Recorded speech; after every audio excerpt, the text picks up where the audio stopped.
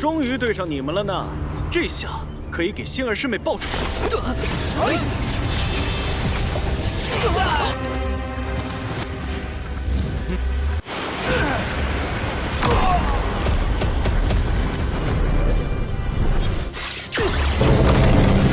你有什么信息？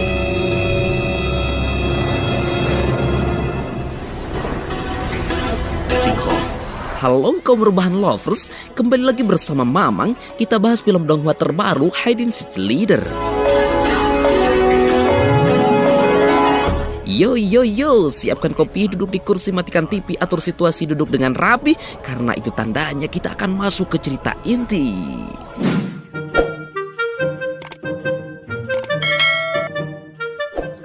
Setelah kemarin membebaskan Su Changseng dari jeratan rayon wanita sekte Qiqing, sekaligus mempersatukan cinta yang sudah lama berpisah, yaitu pasangan tetua Ge dan ketua sekte Qiqing akhirnya bersatu.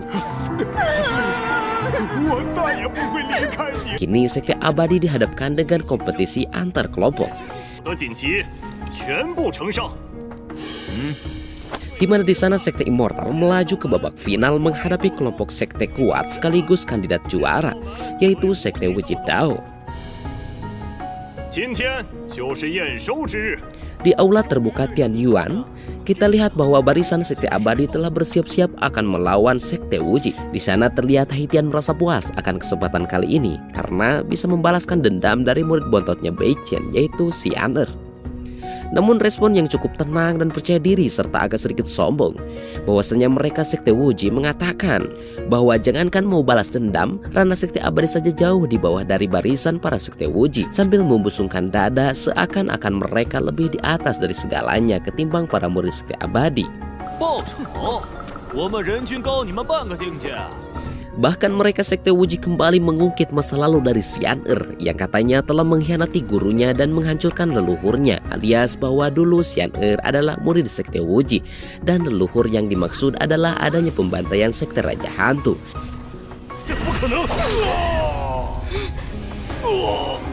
Mereka mempercayai bahwa Xian'er pengkhianat yang harus dimusnahkan. Mendengar hal itu, Xian'er tidak terima akan pernyataan dari murid sekte Wuji. Xian'er mengatakan bahwa Chen Xuanyan tidaklah layak menjadi gurunya. Sontak kubu dari sekte Wuji kesal bukan main atas apa yang dilakukan Xian'er. Mereka berkata dengan penuh kemarahan, "Tutup mulutmu, kau lantang terhadap guruku. Aku akan memberitahu kau sekarang apa itu penyesalan atas apa yang kamu lakukan terhadap sekte Wuji dan guruku." Sambil bersiap-siap menyerang, sekte abadi tidak tinggal diam. Mereka tanpa basa-basi lagi mengeluarkan kekuatan rahasia yang diajarkan oleh Beichen, yaitu formasi 7 bintang. Dimulai dengan puisi mantra Haitian sebagai bintang pertama, yaitu bayangan pedang menuju ke Yunxia. Satu awal dari hati, pedang terbang menghiasi ribuan bunga. Lanjut Luali dengan bintang kedua, yaitu embun beku duri pedang. Setelah itu Johong dengan bintang 3 dengan ranah kekuatan otot, yaitu pedang menyapu gunung dan sungai. Su Changseng dengan bintang 4-nya, yaitu pedang menembus dengan luas. Si mata hantu dengan bintang 5, yaitu tarian pedang mengejar angin, dan sang permaisuri yaitu energi pedang bertahan lama, serta yang terakhir Xian'er sebagai bintang ke-7, yaitu menembus alam semesta dewa pedang tersenyum bangga. Mereka semua terbang ke langit dan membentuk formasi yang sangat menakjubkan dan keren tentunya. Belum sempat murid sekte Wuji menyerang, mereka tidak dapat menghindari dari serangan formasi sekte abadi. Sehingga hanya dengan satu kali serangan saja, para murid sekte Wuji yang katanya ranahnya lebih tinggi dari para murid sekte abadi terkapar tak berdaya. Hanya dengan sekali serangan saja, mereka semua terhempas dan tak sadarkan diri. Alhasil, pembimbing dari kompetisi ini mengumumkan bahwa pemenang dari kompetisi final ini dan dinobatkan sebagai pemenang pada kompetisi Tianyuan adalah sekte abadi sebagai juara pertama. Namun ketika sang pemandu mengumumkan siapa juaranya, tiba-tiba datanglah seseorang yang berdiri di barisan dari Sekte Wuji. Ternyata dia adalah tetua Sekte Chen alias mantan guru Xian Er. Dia tidak terima atas kemenangan dari Sekte Abadi sebagai juara pertama. Bahkan dia menuduh bahwa Sekte Abadi melakukan kecurangan dalam kompetisi Tianyuan ini. Pembimbing mendengar aduan dari ketua Sekte Wuji, dia shock, bahkan tidak percaya dan meminta Sekte Wuji untuk menjelaskan apa kecurangan yang telah dilakukan oleh Sekte Abadi. Lalu ketua Chen menjelaskan dengan rinci bahwa kesalahan yang dilakukan oleh barisan Sekte Abadi adalah Sekte Abadi memakai murid dari Sekte Wuji yaitu Xian Er sebagai utusan dari Sekte Abadi. Padahal Xian Er adalah murid dari Sekte Wuji, sehingga kubu dari Sekte Wuji tidaklah terima atas kemenangan dari Sekte Abadi. Karena melakukan bantuan terhadap murid di luar dari sekte itu adalah kecurangan dan tidaklah adil jika dibiarkan menang. Mendengar tuduhan dari ketua Chen, semua yang menyaksikan pertarungan ini terhasut dan terbawa arus dari omongan ketua Chen. Mereka mempercayai bahwa Sekte Abadi telah bermain curang, sehingga nama baik Sekte Abadi di mata mereka menjadi jelek. Mereka tidaklah menyangka kalau Sekte Abadi yang begitu baik ternyata melakukan hal yang kotor untuk memenangkan kompetisi. Tidak mau berlarut-larut akan kesalahpahaman ini, pemandu bertanya langsung terhadap Xian Er. Apakah yang dikatakan ketua Sekte Chen benar? Melihat dari ekspresinya, Xian Er mengalami tekanan begitu tinggi dan merasa bingung akan jawaban apa yang harus terlontar. Sekaligus di belakang semua para murid dari Sekte Abadi agak sedikit cemas dan mulai agak sedikit kecewa akan ekspresi dari Xian Er karena belum saja menjawab pertanyaan dari pembimbing kompetisi. Bahkan ketua Chen menggertak dengan pertanyaan kepada Xian Er, apakah kau murid dari Sekte Wuji Dao? Dengan nada agak sedikit tinggi. Sontak itu membuat Xian Er semakin tertekan dan menundukkan kepalanya, membuat semua orang penasaran akan identitasnya sekarang. Tidak lama dari itu, Xian Er kemudian dengan lantang dan membulatkan tekadnya bahwa dia bukanlah murid dari Sekte Wuji. Bahkan Xian Er memperkuat omongannya dengan berkata, "Aku disesatkan oleh para pengkhianat seperti mereka. Tapi untungnya aku diselamatkan oleh guruku yang sekarang yaitu Bei Chen yang telah mengajariku arti dari hidup yang baik. Bahkan aku kemarin telah bergabung dengan Sekte Abadi dan mulai sekarang aku adalah murid dari Sekte Abadi." Setelah berbicara seperti itu, lalu Xian Er menghormati gurunya yaitu Bei Chen dengan penuh penghormatan. Dengan gaya bak seperti guru yang berwibawa, Bei Chen menjawab atas apa yang dilakukan oleh murid barunya ini. "Murid tercinta, tidak usah terlalu sopan. Aku tidak layak dihormati seperti itu oleh para muridku." Sontak dari kejadian barusan, sistem pun keluar dan menghadiahi Bei Chen, yaitu kartu pengalaman membunuh sekali pukul dan kartu pengalaman tubuh Mas Abadi, yaitu karena menyelesaikan misi merekrut murid dan telah membuat loyalitas Xian Er menjadi 90. Melihat Xian Er dan Bei Chen, pembimbing kompetisi terharu akan hubungan yang begitu erat antara keduanya.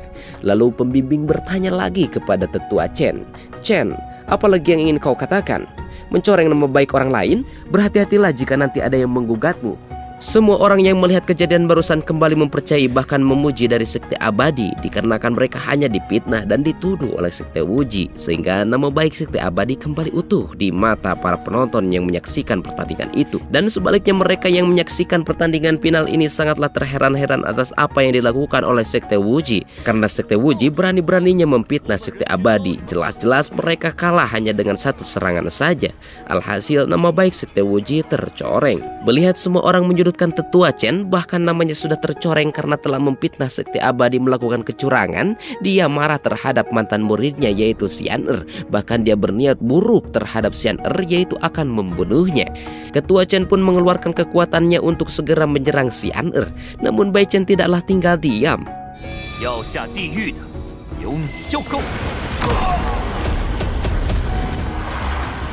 Secepat kilat Bei Chen menghadang dan pasang badan terhadap muridnya ini. Dia dengan kekuatan satu jarinya saja membuat ketua Sekte Wuji terpanggang alias pindah alam. Melihat Bei Chen telah berhasil membunuh orang jahat, sistem pun muncul kembali dan memberikan selamat telah menyelesaikan misi membunuh orang jahat. Dia diberikan hadiah yaitu papilion harta karun. Semua orang yang ada di sana terkaget-kaget akan kejadian barusan di mana Bei Chen telah membunuh Chen Xuanyan hanya dengan satu jari saja. Mereka terpukau akan kemampuan dari guru Sekte Abadi. Bahkan mereka bertanya-tanya, sebenarnya ketua Sekte Abadi ranahnya apa? Kemudian di sana Bai Chen berbicara terhadap Xian Er. Bai Chen berkata, sebagai guru aku harus melindungimu. Nyawa muridku adalah nyawaku juga. Keselamatan muridku adalah keselamatanku juga. 为师不会让任何人伤害你。 Mendengar itu Xian Er sangatlah bangga. Dan dia pun berterima kasih kepada Bai Chen. Sontak sistem pun memberitahu Bai Chen bahwa kesetiaan Xian Er sempurna. Dan Bai Chen pun tersenyum bahagia. Singkat cerita, Bai Chen dan semua muridnya sudah ada di sekte abadi. Bai Chen sangat tidak kuat lagi, ingin segera masuk ke pavilion perpustakaan, ingin segera membuka kotak harta karun hadiah pemberian sistem tadi. Dia pun masuk ke dalam perpustakaan sekte abadi. Begitu dia masuk ke dalam, sontak dia takjub bukan kepalang karena pavilion perpustakaan semakin bagus dan mewah. Gimana tidak, sekarang di pavilion itu bukan hanya buku latihan saja, melainkan harta karun yang isinya adalah senjata beranah tinggi. Pokoknya wow deh. 王界功法，这一下总能看得懂了。 Bai Chen segera menghampiri sebuah kotak harta karun dengan penuh semangat dan berekspektasi tinggi. Di dalamnya berharap mendapatkan senjata kekuatan yang maha dahsyat. Ketika dibuka, ternyata kotak harta karunnya malah kosong, alias tidak ada apapun di dalamnya. Dia coba buka lagi kotak harta karun yang lain. Masih saja kosong. Dia coba terus membuka yang lain, berharap mungkin salah satunya ada isinya. Masih saja jong. Akhirnya dia pun marah terhadap sistem yang memberikan hadiah palsu, sehingga harapan yang diberikan sistem harapannya harapan semu. Dia pun langsung menyalahkan sistemnya. Namun tiba-tiba Bai Chen dikagetkan oleh kedatangan dari Luoli yang masuk ke pavilion secara tiba-tiba. Luoli segera berniat menghampiri gurunya, namun setelah melihat ruangan dari pavilion yang berbeda dari sebelumnya, dia pun takjub karena tempat ini menjadi lebih luas, mengkilat dan bahkan banyak harta karun tersimpan. Bai Chen seperti guru yang berwibawa dengan tangan di belakang. Dia berkata kepada Luoli, ini adalah pavilion harta karun. 天下重宝，有缘者得。 Tempat ini dibuat untuk mereka yang ditakdirkan mendapatkan harta paling berharga di dunia ini. Sehingga ketika membuka harta karun tersebut, maka sesuai dengan jodoh dari kekuatan yang ada di tubuhnya, kamu dapat mencari sesuka hati. Mendengar penjelasan dari gurunya, Luoli pun mengerti dan bergegas mencari harta karun yang ditakdirkan untuk dirinya. Awalnya Bai Chen tidaklah memperdulikan itu karena dia sudah terlebih dahulu mengecek harta karun di lantai 1 yang tidak ada apapun di dalamnya. Tidak berselang lama, Luoli kegirangan dan bahagia karena dia menemukan senjata kipas berbulu. Sontak melihat Luoli mendapatkan sesuatu dari harta karun itu, Bai Chen kaget bukan kepalang. Itu karena Bai Chen sendiri dari tadi sudah mencari dan membuka satu persatu harta karun yang ada di sana, namun tidak menemukan apapun. Tapi kenapa muridnya bisa menemukannya? Dia pun membayangkan betapa kerennya apabila Bai Chen memiliki bahkan menggunakan kipas berbulu itu. Bai Chen pun berdalih dan berbohong kepada muridnya supaya senjata kipas berbulu itu bisa dia miliki. Bai Chen berkata kepada Luoli, kamu telah menemukan kipas yang aku gunakan untuk menyerang ponik api saat itu. Luoli yang mendengarkannya pun agak sedikit sedih dan kecewa dikarenakan dia percaya ternyata kipas berbulu ini milik sang guru. Dia pun dengan terpaksa memberikan senjata itu kepada gurunya. Bai Chen pun tak menyia-nyiakan kesempatan itu. Dia pun segera mengambil senjata kipas berbulu dari tangan Luoli dan berkata dalam hatinya, aku benar-benar tidak bisa memberikannya padamu. Ini terlalu berharga bagiku. Namun tiba-tiba muncul sistem dan mengatakan kepada Bai Chen bahwa ternyata spiritual kipas ponik api berhasil diikat dan sudah ditakdirkan bahwa senjata itu adalah jodohnya Luoli. Mau tidak mau Bai Chen pun dengan terpaksa memberikan kembali senjata itu kepada Luoli. Dengan gayanya bak seperti tidak ada apa-apa, Bai Chen pun berkata kepada Luoli, Luoli, kipas ponik api ini sekarang adalah milikmu. Yang benar guru, kenapa kamu begitu baik padaku? Jawab Luoli. Alhasil Luoli pun dengan penuh bahagia mengambil kipas ponik api dan terkagum-kagum akan keindahannya. Di sisi lain, Bai Chen bersedih dan belum rela bahwa senjata itu diberikan kepada Luoli. Dia menggerutu dalam hatinya sambil beranjak menjauhi Luoli. Namun tiba-tiba murid bontot datang dan memanggil-manggil gurunya sambil berlari mendekati sang guru. Bai Chen terkaget-kaget dan bertanya-tanya, sejak kapan dia berada di sini ya? Xian Er memamerkan senjata yang dia dapatkan dari pavilion harta karun ini. Dia mendapatkan senjata lonceng gadis pita merah muda. 原来是将粉丝丝带少女心灵。 Dan sialnya, Beichen iri terhadap murid-muridnya yang menemukan harta karun dan juga menginginkan harta karun seperti murid-muridnya. Tak disangka Xian'er malah memberikan senjata itu kepada Beichen. Sontak Beichen pun membayangkan dirinya menggunakan senjata ini. Agak sedikit lebay dengan background penuh cinta dan pink, jati dirinya agak tercoreng dengan hal itu. Alhasil Beichen pun menolak pemberian muridnya ini dengan elegan. Tidak nak, ini adalah takdirmu Xian'er. Tahukah kalian mengapa guru membangun pavilion harta karun ini? Itu karena ada lebih dari sekedar harta dan senjata spiritual yang tersimpan di sini. Inilah yang diharapkan guru dari kalian. Murid-murid sekte abadi harus memiliki senjata yang kuat dan ranah yang tinggi. Mereka pun mengerti apa yang disampaikan oleh gurunya dan mereka berjanji tidak akan mengecewakan lagi. Kemudian Xian'er mengajak Luoli untuk mencoba senjata barunya di luar pavilion perpustakaan dan mereka pun bergegas pergi dari sana. Setelah semua murid pergi dari tempat itu, Beichen mengeluh akan takdirnya ini dikarenakan dia merasa tidaklah dikasihani oleh sistemnya. Ya karena dia cemburu terhadap muridnya yang mendapatkan senjata kekuatan mereka. Namun tidak lama dari itu sistem muncul kembali. Dia mengabarkan bahwa senjata spiritual milik Beichen terletak di lantai atas pavilion harta karun. Mendengar informasi itu tanpa basa-basi dan bertanya lagi, dia pun segera berangkat dan berlari ke lantai yang paling atas.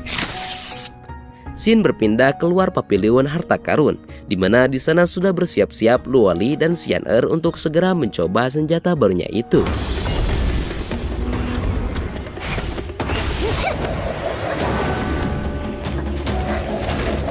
Efek dari hasil benturan antara kekuatan Luoli dan Xian'er tanpa disengaja ternyata mengenai murid yang lain yang sedang menonton. Entah gimana nasib mereka, namun kini scene berpindah ke tempat Beichen yang sedang terbaring di lantai paling dasar perpustakaan sekte abadi. Nampak Beichen mengalami kesakitan yang mendalam. Gimana tidak, dia terjatuh dari lantai yang paling atas dikarenakan sistem tidak memberitahu bahwa untuk mendapatkan harta karun itu harus terlebih dahulu menyelesaikan misi yang sudah ditentukan. Alhasil ketika Beichen menghampiri berniat untuk membuka kotak harta karun, malah dia terpental keluar. Auto terjun bebas ke lantai dasar. Patah pinggang iya, patah semangat karena sudah capek-capek naik ke atas tidak dapat harta karun iya. Namun tidak lama dari itu, Beichen berpura-pura untuk tidak terjadi apa-apa. Seketika badan yang sakit kelihatan menjadi biasa saja, dikarenakan para murid Beichen memasuki pavilion harta karun dan menghampiri gurunya yang sedang terbaring di lantai. Beichen bingung bukan main. Dia tidak tahu apa yang harus dilakukan dirinya. Karena sudah kepalang basah dia berbaring, masa ia harus bangun tanpa alasan?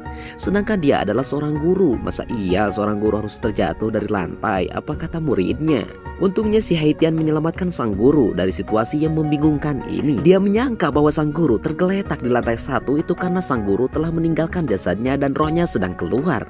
Sontak mendengar omongan Haitian ini, Beichen mendapatkan ide dan ia pun bergegas bangun dengan berpura-pura bertanya kepada para muridnya, "Mengapa kalian mengelilingiku?" Tanpa berlama-lama, dia pun menceritakan dongeng karangannya kepada murid-muridnya. Mendengar cerita itu, para murid pun percaya dan berhasil mengelabui mereka. Beichen pun lega akan hal itu, namun berbeda dengan para muridnya yang masih saja bersedih. Entah apa yang menjadi sebab mereka bersedih, apakah karena Beichen berbohong atau karena mereka takut kehilangan sang guru. Nantikan keseruan episode berikutnya hanya di Pangkalan Movie. See you next time.